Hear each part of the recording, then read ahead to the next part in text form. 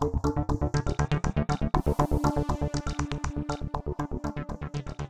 is Workspan TV, and I'm Marsha Rhodes. Today we're discussing the new rules of employee engagement, and with me is Rod Wagner from BI Worldwide. Rod, you have famously said that employee engagement is like a boomerang. How so? Well, one of the most basic reflexes in human nature is reciprocity. We return good for good and bad for bad. And this is true on an organizational level as well, to the degree that organizations and the managers that represent them look out for their employees. The employees look out for the organization in reciprocating. So in that way, it's very much like a boomerang. What you throw out there comes back to you. Rod, what are some of these new rules of engagement? Well, some that are really the most current would be, for example, rule number 2, make them fearless. This is not a rule that I would have put in place pre-recession because there was not a lot of fear. But during the recession, a lot of people were laid off. Increasing demands were placed on those who survived the layoffs, and people were made more nervous. That hasn't entirely dissipated. And so it's important that organizations address those kinds of fears, because it's impossible to have employees on one hand focused on self-preservation and on the other focused on the mission of the organization. If they're worried about whether their job is secure, whether their division is going to continue, what the state of their company is, they cannot focus on the larger objectives of the company. Another rule that is quite topical is the final one, number 10, take it to extremes. We live in an age where a lot of people are putting on the GoPro helmet cam, they're bungee jumping, they're doing something wild out there, they're posting it on social media, and their friends see it and then go out and try to do something else. Well, that's outside of work, so what does that have to do with an organization? Well, these are your employees. You're hiring bungee jumping, parachuting, X game watching employees who bring that attitude to work, and they want to do something that's really compelling. They want to make a substantial achievement. One of the questions we ask there is from strongly agree to strongly disagree. I believe I can accomplish more at my current company than I could somewhere else. That's a good question to pose to an organization, to say, if you're hiring one of these parachuting, bungee jumping, X game watching people, can you fulfill that kind of a promise? Say, come here and you're going to do incredible things in the workplace, just as you gravitate toward incredible experiences outside of work. Money is not an issue for most employees unless something happens that makes it an issue. Now, that could be a competitive offer from someone else, or it could be a realization that they're not making what they could. So if organizations sometimes wonder, is there a way that we can get away with paying less than the prevailing wage by doing things that are not involved with compensation? The answer is no. You need to pay at a competitive level. On the other hand, you're not going to create engagement by paying people above market wages.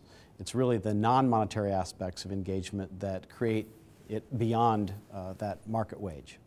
Be boldly transparent. Are you advocating pay transparency as well? No, we're not really at the point yet where people are comfortable with complete transparency around pay, although there are a few articles suggesting that millennials, some millennials, are starting to share what they make, even if it's against company policy.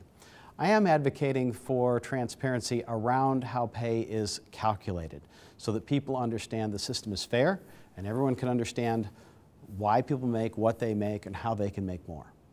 How about a rule that our viewers and employee benefits might appreciate? Keep them healthy.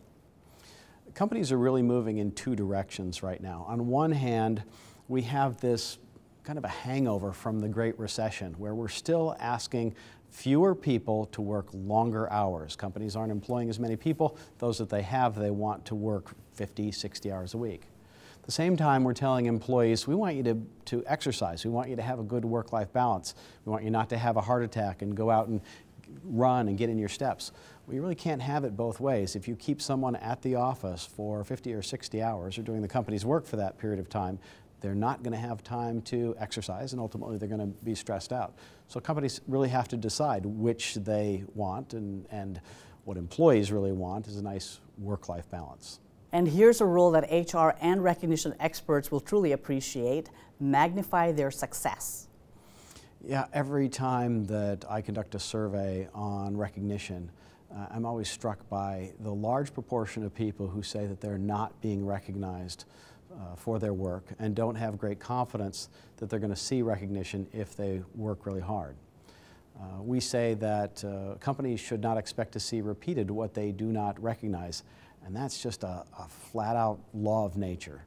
If you don't reinforce what you want employees to do, you should not expect them to repeat the behavior.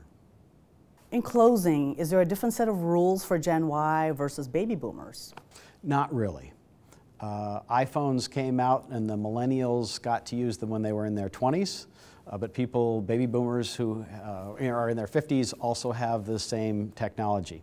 The older generations may not participate quite as much in the bungee jumping, but this is part of our culture right now. And I'm extremely suspicious of generalizations made about generations that say, well, a boomer is this way, a Gen X is this way, a millennial is this way.